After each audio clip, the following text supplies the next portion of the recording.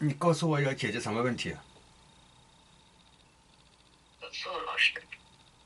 咳嗽是吧？咳嗽。哦，那个现在我看到白宫啊，白宫前面那个风很大啊，风很大，呃，那个雪啊两边的雪往中间靠，两边的雪啊往中间靠，中间谁的靠的中间是大神呐、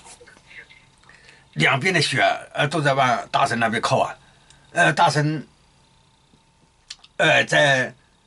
大神在雪里边还在等待那个川普啊，川普没回来啊，大神也没离开啊，一直在那边等着，等着，跟两声炸响啊，像打雷了啊，像打雷了，像打雷啊，还在那边等着啊，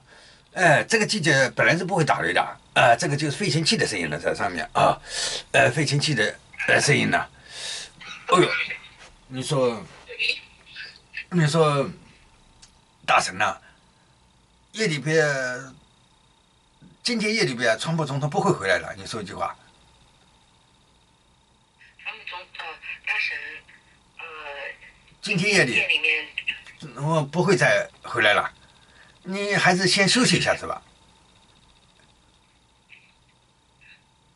那你说是你先休息一下是吧？大神，今天夜里面，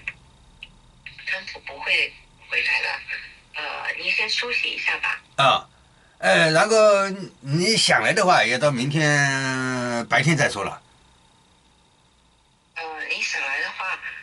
也要到明天白天再说了。我们是得到可靠的白宫网站上的消息啊，川普总统已经回佛罗里达了。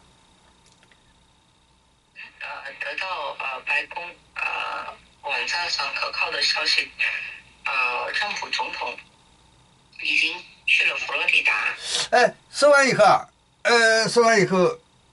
一说以后，那个大神呢，一转身呢，真的，离开了那个地方啊，嗖一下子啊，回到我这边房间了，回过来了啊，然后他睡觉了啊，睡觉了，现在他不在那个寒冷的那风里边了啊，一下子瞬间就到了啊，现在在我这边睡觉了啊，好，那就这样了啊，啊。